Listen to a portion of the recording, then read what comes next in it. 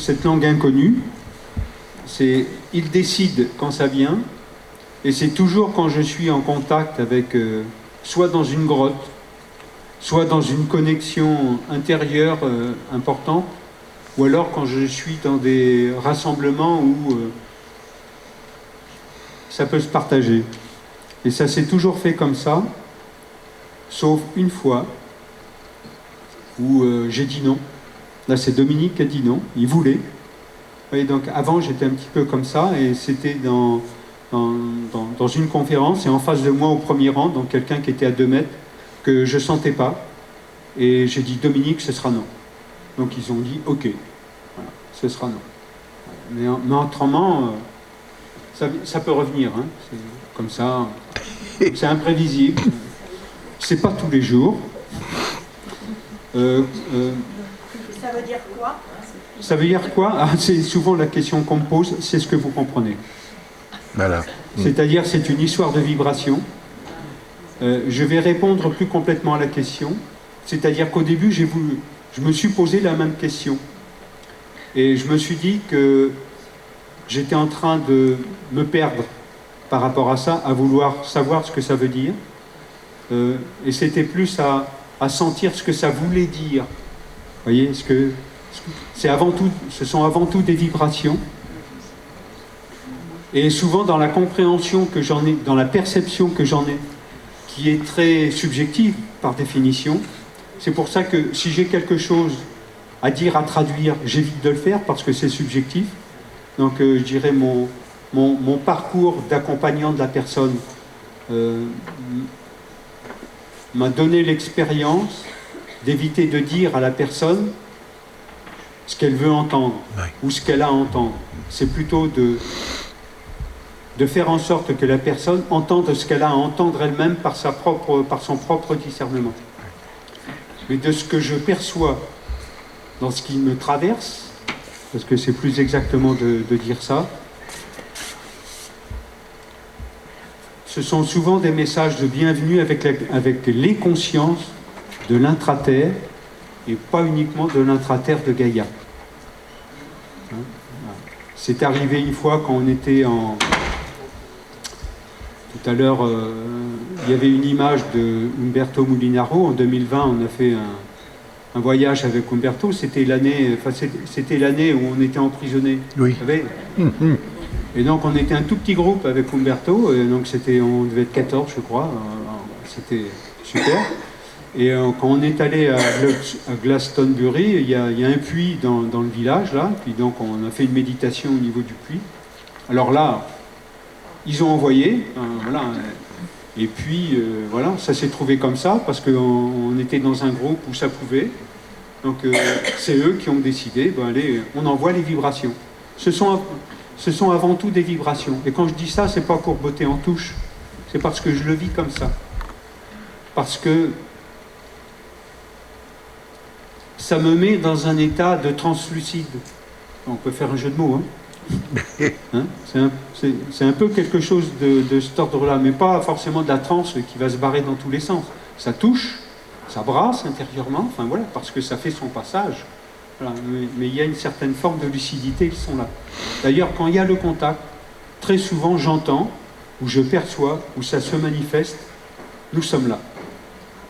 Et en langage que je peux traduire parce que j'ai mis des mots dans mes bouquins, hein, notamment dans les romans, c'est Kyuk Sekchou. Kyuk Sekchou, c'est nous sommes là. Donc à partir de ce moment-là, c'est bon, je suis tranquille. Oui. Ouais. 5 minutes 5 minutes D'accord. 5 minutes. La prochaine, s'il te plaît. Alors voilà, comme ça va me permettre de finir là-dessus. Hein, parce que la connexion, elle s'est faite pour moi à travers les labyrinthes et par les labyrinthes. Bon, des labyrinthes, j'en ai dessiné beaucoup, parce que les dessiner, hein, comme des personnes font avec la radiesthésie, avec des dessins sur des feuilles plates. Donc j'en ai dessiné, ça permet de se connecter. Et pour moi, le labyrinthe, c'est un vaisseau. Enfin, en tout cas, c'est le mien. Enfin, je l'emprunte volontiers. Et le labyrinthe, ça va être le vaisseau qui va me permettre d'être en contact avec des réalités autres à partir de la lumière intérieure, à partir de l'ancrage intérieur, si on peut dire ça comme ça. Voilà, à partir de cette lumière intérieure qui est à la fois une dynamique et qui est en même temps une protection, parce que je le sens, je la sens cette protection, c'est-à-dire que ça me permet d'être tranquille. Et avec, je peux être...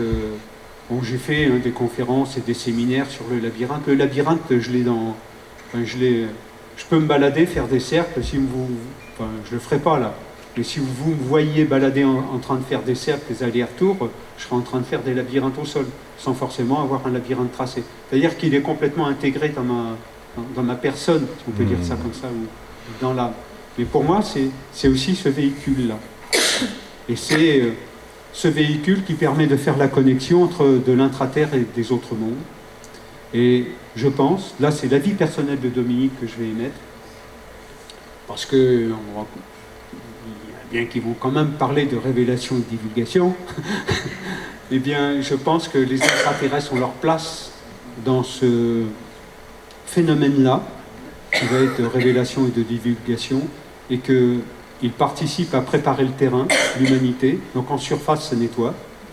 Voilà, et donc les personnes ou les entités vivantes, humaines ou autres, qui seront les moins déstabilisées, ce seront celles qui seront à leur manière en connexion consciente avec Gaïa, système vivant, hein, avec le cœur, de façon à pouvoir avoir cette relation qui soit à la fois équilibrée et dynamique.